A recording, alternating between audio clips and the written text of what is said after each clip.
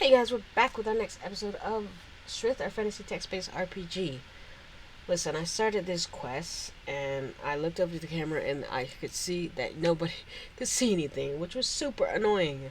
I've had problems with this and I've had problems with Fallout streaming today, which has been very, very annoying. So hopefully this sticks and we can see. Seriously?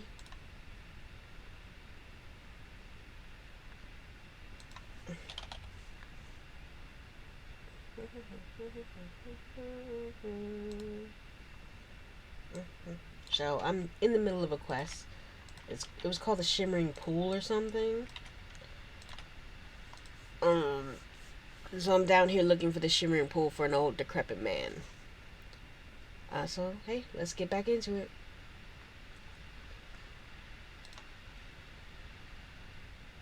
Okay, the curious phrase: when the three rest on air, shall the fourth lower their guard.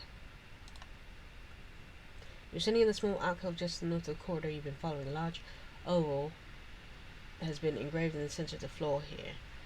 Let's try. We picked up a amber eye-shaped stone. So I'm gonna try that once I figure out where it is in my stuff. Oh, jeez. Here we go. Use it. Hey. Investigator an eye-shaped gem in the engraved hole. A single cautious step back, but without warning, a flash of white light fills the alcove, momentarily dazzling your eyes with the brilliance of its glow. As the fierce light fades, your eyes return to the gem. The sparkling gem no longer rests in the engraved oval. The gem floating in the center of the thin column of pale white light hovers nearly a foot above the engraving. Intrigued, you step forward to make a closer examination of the column of light, only to be forcefully repelled by an invisible barrier. You're sitting in a small alcove just north of the corridor you've been following. Large oval has been engraved in the center of the floor. The thin column of pale white light raises from the floor in the middle of the oval and ascends into what seemingly runs straight through the ceiling. Suspended in the midst of the band of light, slow, the rotating is a glittering eye-shaped gem we previously placed. Wow. According, when the three rest in the air, shall the fourth lower their guard. I don't know what that means. It's another statue. So there are statues in every corner of this place that are facing the wall, I guess. That is allowed to be lowered, but I haven't lowered any yet because I don't know what that will do. I can hear the sound of splashing water, so I'm looking for a splashing pool.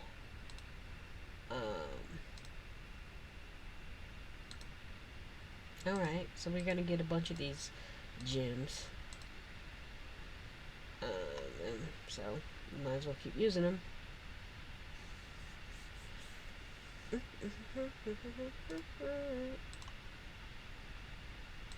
It says the same thing, so I'm not gonna reread it, but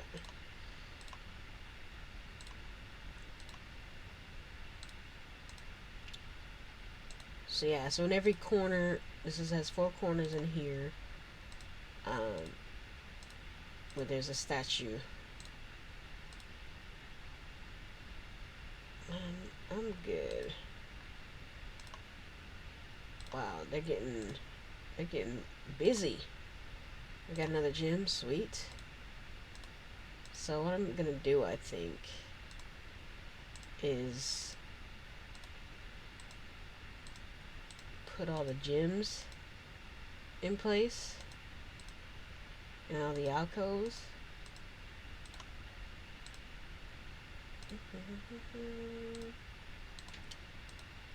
And then we'll try to see about what else we need to do here.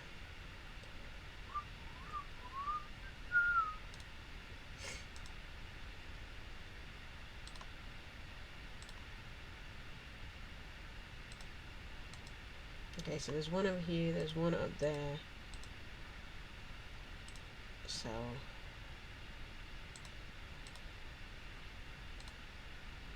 So now I can lower all these all these guards, because the poem said that when the 3 rest in the air. So I have 3 things in the air. And now these 4 will lower their guard, so I can lower their arms. You know, makes sense to me. Whether it's facts or not is a different question, but it seems to be working.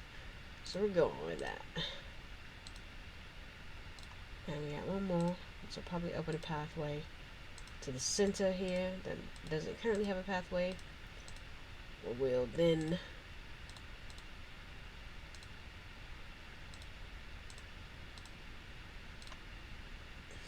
yeah, with great effort that you manage to lower the statue's thick, sword-bearing arm. The heavy limb grows as it swings downward. The statue's arm is now fully lower. The tip of its stone sword is touching the floor. Off in the distance, somewhere to the north, you hear the unmistakable sound of a stone grating on the stone. So yeah, in the north, a passage is open to the middle. Yep. There we go. And here we go.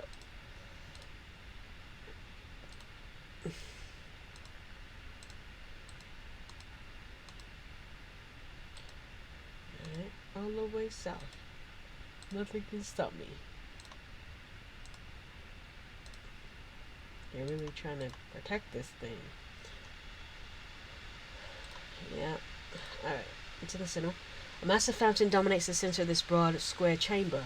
Standing in the middle of the deep basin that surrounds the base of the fountain is a life-size sculpture of a woman. Her head turned down as if she's staring at her feet, and her hands cupped to catch the steady stream of shimmering water that pours out of the spout and the ceiling far overhead. The din created by the glittering water is splashed down over the statue's hands into the basin and is strangely soothing. You have no doubt that this fountain, hidden in the center of this dark, mysterious lair somewhere below the well ablaze, is a shimmering spring. What suddenly? A ghastly moan echoes from the chamber, and a lurching figure suddenly steps into view from behind the fountain. The rotting, rag-clad being, the putrid stench of its decayed flesh filling the air, moves towards you, its arms outstretched and its claw-tipped fingers splayed. Right. Your final blow sends the ghoul sprawling to the floor at your feet. The hideous undead creature moans pitifully as it writhes about in the deep stone. Suddenly, the ghoul leaps to its feet. What? With a piercing shriek that echoes through the chamber, the vicious undead guy, again risen, hurls itself at you in a frenzied attack. Okay. As before, the defeated ghoul staggers back to its feet and attacks, swiping at you with its jagged, decaying fingertips. Okay, how many times? The ghoul again seeks the floor at your feet. This time, however, much to relief, the violent undead menace does not rise again. You step back and exhale sharply, thankful to have survived the brutal engagement. Without warning, the ghoul's ragged remains begin to writhe. You assume a defensive stand and watch wide as the creature's rotting body dissolves into a shallow, bubbling puddle of grey ooze. Laying in the damp floor in the exact spot where the slain ghoul lay moments ago is a thin black ring. Now and again, the ring quivers, rattling against the stone upon which it rests. You sense a powerful aura of evil. Despite this, you not sense the ring itself is inherently dangerous. I mean, it's evil, but it says it's not dangerous. I'm just gonna leave it. Leering at the taken possession of a strange ring, you watch in amazement as the quivering band slowly dissolves into a small pool of the grey ooze, much like the Guardian did only moments ago.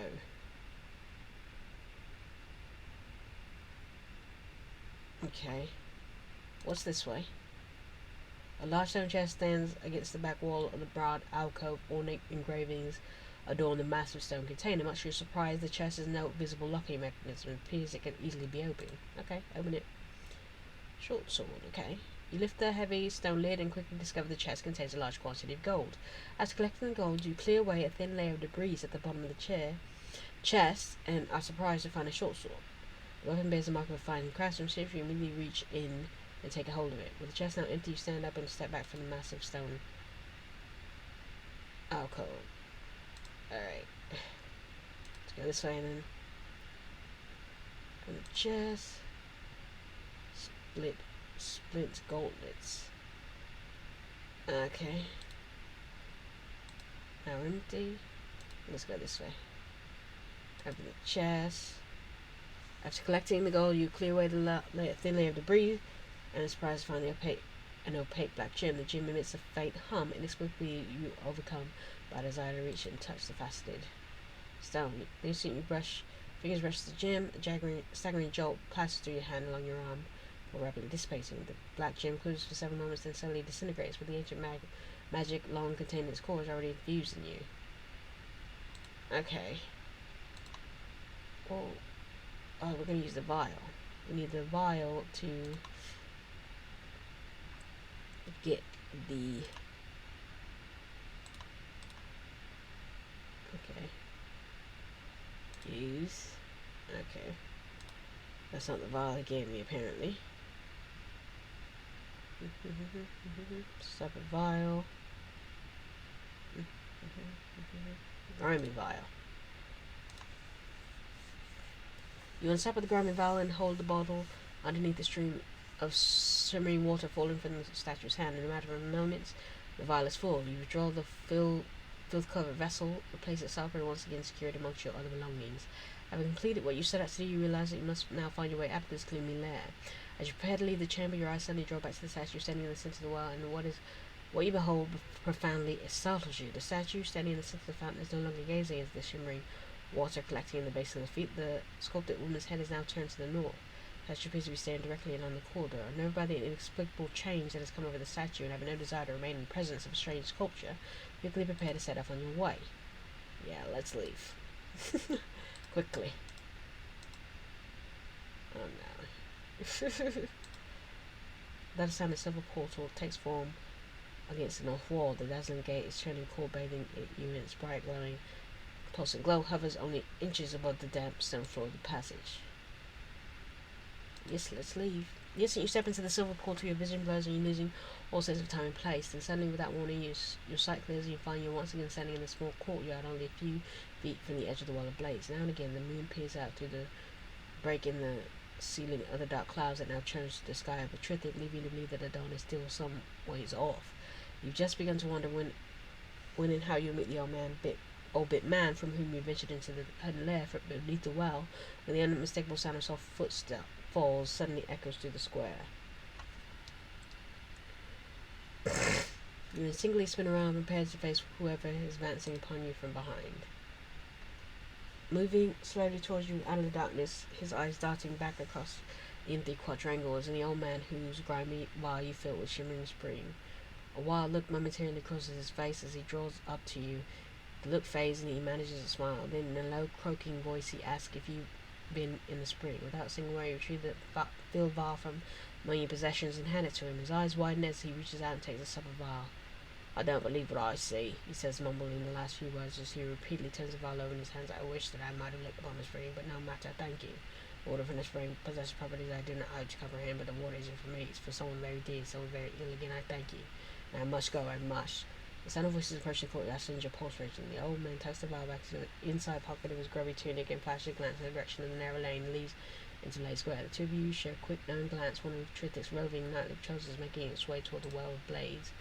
The sound of the group of guardsmen approaching the courtyard spurs you to action.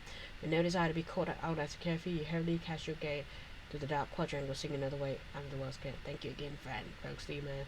Voice the old man from somewhere to your left. You've done more good tonight than you'll ever know. Farewell. Mind yourself now, they're coming. You turn to look at the old man, curious to how he expects to escape from the courtyard before you arrive with the guards, but there's no longer any sign of him.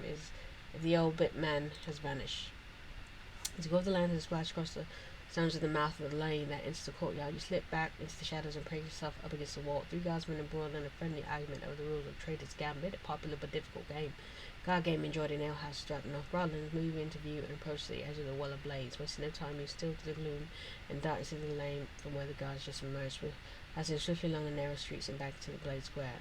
As you move through the darkened streets, your thoughts turn to the old man and his parting words. You've done more good tonight than you'll ever know. And as you reach the western edge of Blade Square, you narrowly avoid a pair of guardsmen as they enter the quadrangle. When they're gone, you step out of the sunken doorway that served to conceal you, and you hurry off. Though you're not certain there will be any particularly harsh consequences, even had the guard discovered you, thought of unnecessary entanglements is enough to hasten you on your way to the relative company and safety of some place off the city streets. You've had enough adventure for one night. Yay! Well, there you have it. I would have been done with this episode if the rest of my recording had worked.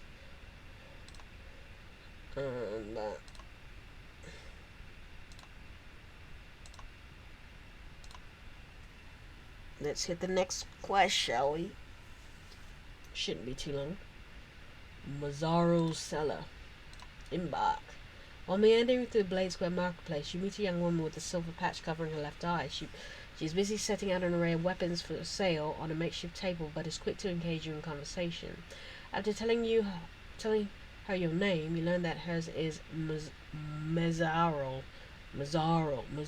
and that she's travelled here from Telinus in the hopes of finding someone capable of helping her with a certain problem she's recently stumbled upon. I fetch more gold for these wares in Telinus, she said bluntly, but the city's a bit too refined to produce the type that would require to tackle the dilemma I find myself in. What is it? Mezaryl tells you that she recently acquired an abandoned watchtower in the forest east of Telinus. I'll trade an enchanted axe for it, she says, beaming with pride. Just between us, the axe was nothing special. If I could see it to get the old tower fixed up, I certainly have made out in the bargain. There's just a slight problem, though. Your interest is piqued when Mezaryl tells you that she's horrified to discover the watchtower is haunted. The Walking Dead prowled the cellar of the place, she says, scowling. I've no doubt that's why its previous owner was so eager to get rid of it. Yet, I'm sure this would prove but a small matter of someone experienced in dealing with such things. I'd be willing to part with these if the problem could be speedily resolved. Mezaryl produces a small pouch and loosens the drawstring, revealing 8 adventure tokens. I'm hoping this will convince the right sort to undertake the endeavour, she says, eyeing you curiously. Alright, I'll check it out. Mezaryl smiles and meets you in shoulder crossed. Let there be no delay in the matter. I'd like to be able to use this place as my residence, hopefully before winter sets in. Mezaryl tells you where to find the watchtower, and when you're certain you'll be able to find it, you bid her farewell and set off on your way. There we go. To find the watchtower, travel to Telinus and look for the abandoned watchtower option listed on the special locations. Okay, move elsewhere. Might as well get on it now, eh? Alright, first of all, let's save. See, I've been playing for 28 minutes. Is it a dumb game? Or was it showing up on the video? How rude. Travel. Telinus is what? Central? Yeah, it is. Hit Telinus. Let's see what it go for special locations.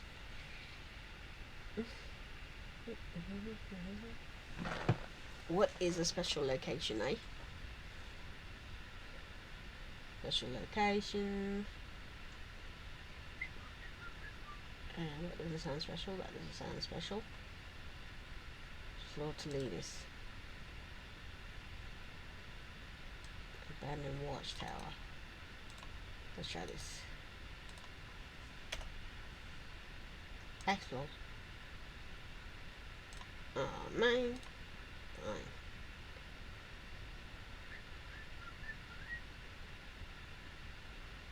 This is the location, random encounters. For the realms. Alright, where's outside? There it is. Visit the abandoned watchtower. Following directions Mezaryl gave you, you have little difficulty finding the watchtower in the forest east of the city. Mezaryl's watchtower looks as if it's been abandoned for quite a long time, and it has begun to fall in an advanced state of disrepair.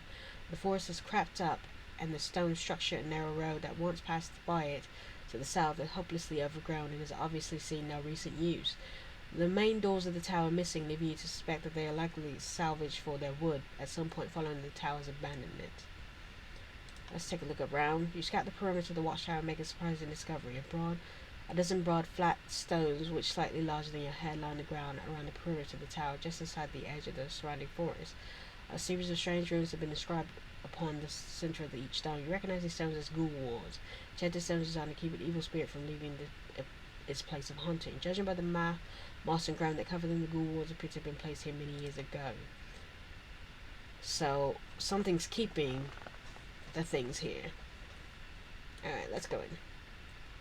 You're standing just inside the entrance of the abandoned watchtower. The stair leading up to the tower's upper reaches are in advanced state of disrepair and do not appear safe to climb. Near the middle of the debris-choked floor, you discover smashed remains of a wooden hatch and a set of stone steps spiraling down into the darkness. Let's go. You cautiously descend into the cellar of the watchtower. Oh, it's a nice square. You're standing in the bottom of the stairs which leads to the ground level of the watchtower. The stench of decay fills the narrow halls of the tower cellar. Let's go north and then west first.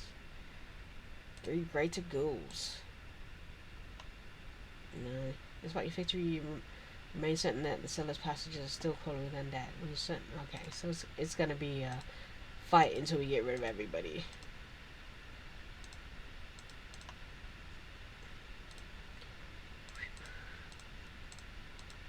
Alright, I'll do it.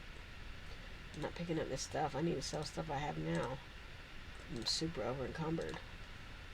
I should have went to my castle and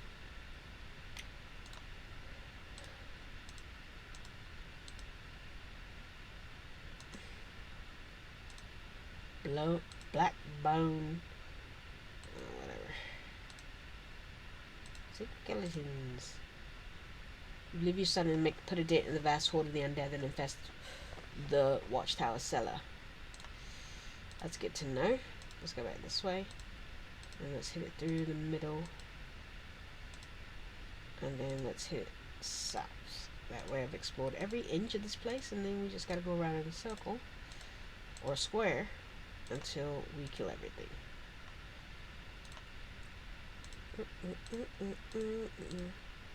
Blackbone Avenger.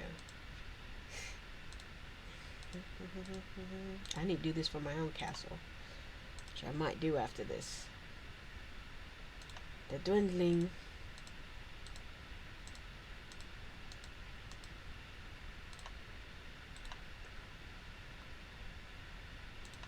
Because I gotta protect Candles. He's roaming alone. Although we do have guardians there now. It's one of my upgrades that I did.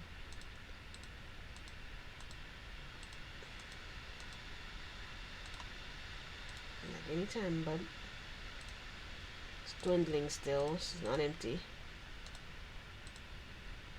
You're confident that only a handful of the undead still prowl the cellar. Unless we come across an Alvarian artifact, I don't care about the rest of these weapons. Just a handful left. Come on then. Where are you?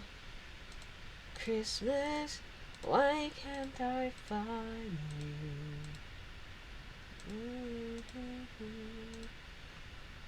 Away.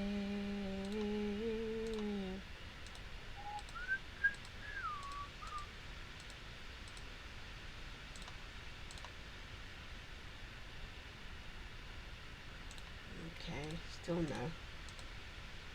Come on, let's finish it then. Still a handful. There was an Alvarian artifact. God! I pressed stuff too fast. I don't even know what those are for, but they're different than a weapon, so I always want to collect them. But this is like the third time I've missed it.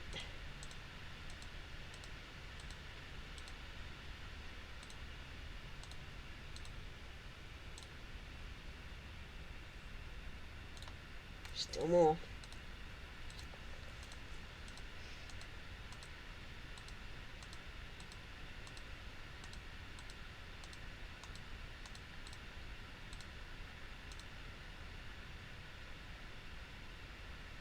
This is where it should show up.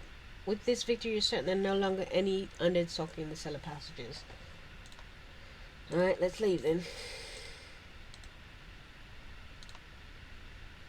You emerge from the cellar into the ruined first level of the tower and immediately find yourself witness to a curious but horrifying sight. Floating down the crumbled staircase, descending from the tower's upper level, is a spectral figure of a tall, middle-aged man. The spirit, quite pompously attired, moans woefully as it reaches the bottom of the steps and hovers there, its phantasmal form just inches from the floor. The ghost glares at you and draws an iron rod from beneath its extravagant tunic, and a hissing whisper demands that you leave this tower at once. You will not disturb my rest. You leave. The ghost scowls and tells you that you cannot leave the tower because of several ghoul wards that line the perimeter. Despite what some might have you believe, the wards are quite remarkable in their effect. The ancestral figure suddenly folds his arm and says something that takes you by surprise. If you remove the walls, I'll pass from here and not return. This place was only meant for to be a night's rest. I've traveled far, I still have far to go. Sure. You find a dozen broad, flat stone encircling the tower just inside the edge of the forest. A series of strange runes has been inscribed upon the center of each stone. You instantly recognize the stones to be ghoul wards that the ghost spoke of. Without hesitation, you quickly set about the laborious task of removing them. For their size slightly larger than your head, the stones prove to be unusually heavy, and it takes quite a effort to hold them far enough away to render their effect in the tower and its lone occupant useless. At length, bathed in sweat and quite out of breath, you return to the tower and announce that the job is done. The road is alone, yet is not in his spectral figure of Brig Longsong upon hearing the removal of the wars. Who is it? The legend of Brig Long Eye is the subject of much debate now has in paladins throughout Tisa. Once, when the wealthiest man in the entire kingdom, he disappeared in the blizzard over 3 centuries ago while en route to Salinas from Port Halleck. Many believe that the restless spirits still wanders countryside between the two cities. The ghost turns and departs, floating southward toward the edge of the forest. It fades from view. Suddenly become aware of something sitting at your feet and surprised to discover that it's a cloth bag filled with gold. The town now cleared of its undead occupants, including the spirit of Brig Long Eye, you're confident that your task of Mezaryl is complete. You take one last look around before turning out of your watchtower and setting out on your way.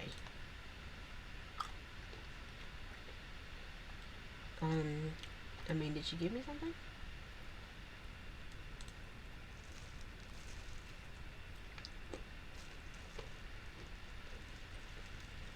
Or what? That's my gift, the helping the ghost. Okay. Alright, let's go back to my castle. Besides saving, which I will do, I'm going to store some stuff. Here's the troll bunch. Oaken, whatever. Where's the stuff I'm selling? The adventurer's ring. Split gauntlets. Gold cup of Zaffle. Yeah, I don't need to carry that around. I don't need to carry any of this around. But we'll just drop these things. Hey, Gandalf. Alright, let's take a look around at my own hidden lair. It's also square.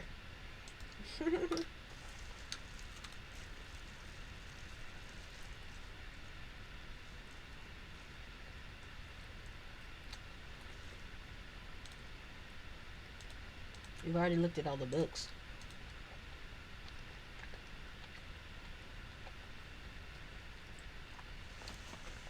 Sitting against the northern wall of this section of corridor is a bookyard odd-looking contraption. 4 tall window legs rise up from the floor and support a heavily tarnished copper dome. Dangled in the middle of the 4 window legs, attached to the copper dome by 3 sturdy links of chain, is a small iron pot. You see that you place your quickstone. In fact, if you haven't examined the quickstone in a while, you should do so again. Okay.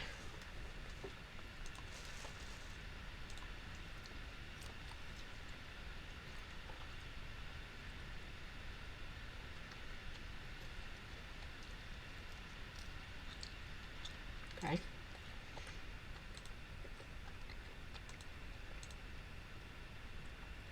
More texts. I've already read them and got my bonuses.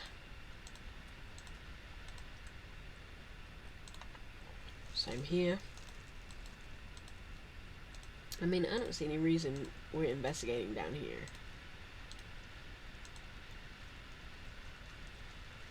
Examine the mirror. As you stand staring in the mirror, a sudden horrifying transformation comes over. Mirror's solid reflective surface begins to ripple and your image becomes distorted and suddenly vanishes, replaced by a swirling cloud of dark shapes. A deep sense of dread wells up within you as you come to the realization that something not of this world is about to pass through the mirror. Watching horrors, a large group of skeleton warriors begin to emerge from the rippling surface of the mirror. The armored warriors bone hissing wildly as they step to the mirror and the hidden holes beneath. Let's fight. Oh my gosh, we're gonna have to fight 32? Jeez. I've let him out already.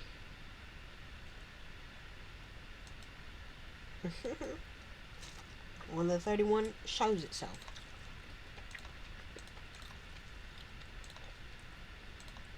Alright. Can we smash this mirror or something? 29.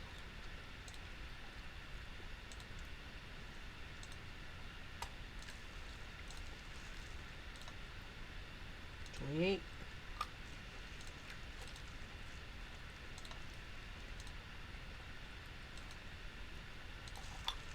27.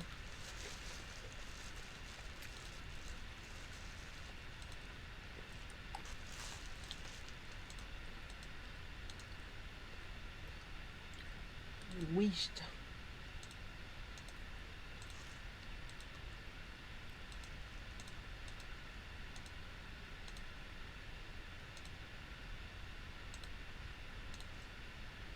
Six.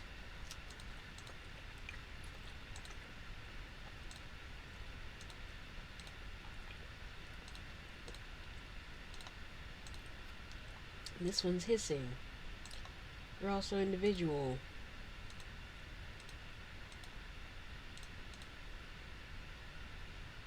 Go east. Soulsman.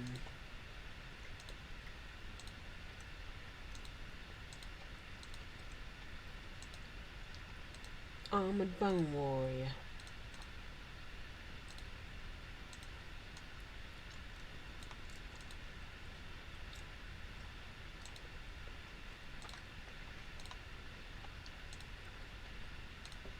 .22.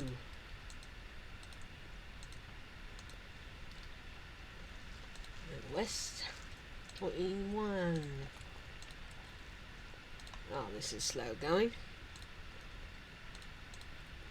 How many times do you think I want to have to fight these things for my cellar's clear? 20. I mean, is this round of skeletons gonna be the last one? Or I just gotta do this every day for who knows how long? Like that old man thing, which is so super annoying. Yes, 18 remain, I got it. Now 17 remain.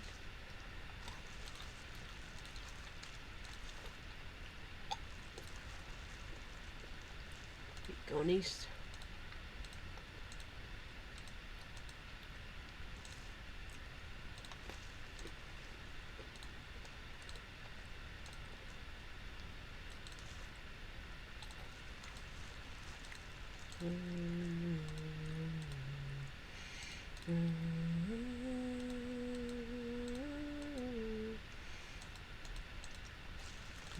It's not a big den. Maybe it is because I live in a castle, but I should be running into more skeletons than this. Thank you. Speed it up.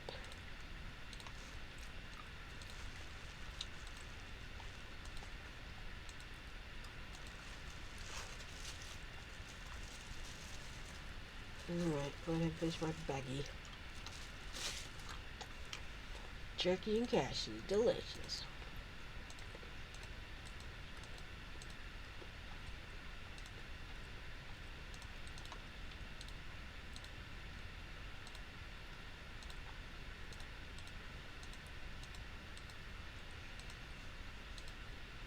Okay. Good shape.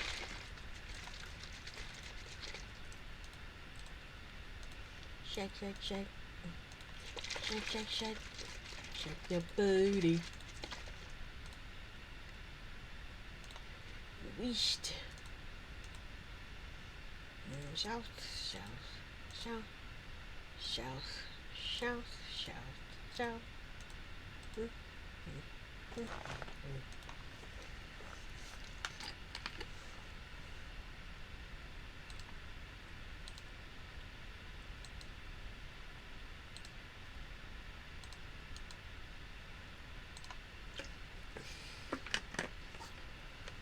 10 left.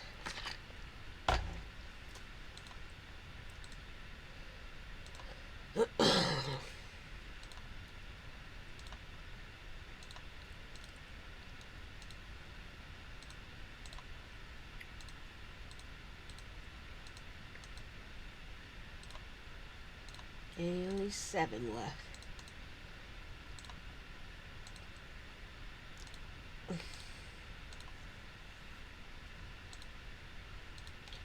Yeah, I forgot that a game I haven't played yet is supposed to be uploading for 3. I gotta record that. And it ain't this one.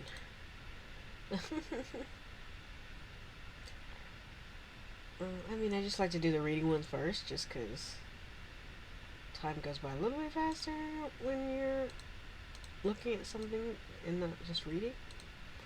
I like a reading game for sure.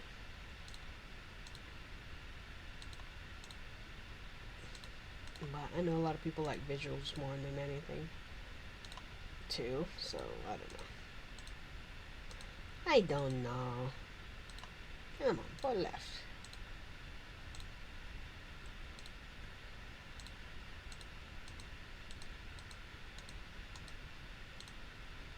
Two left.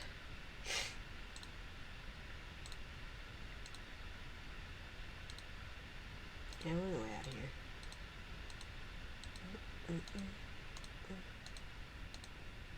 Come on, two left.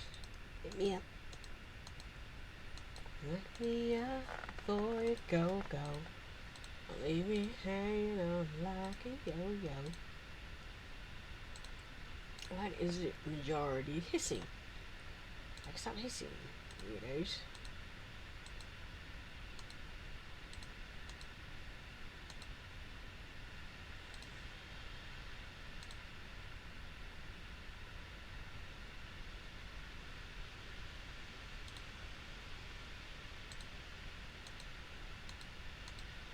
Here it is.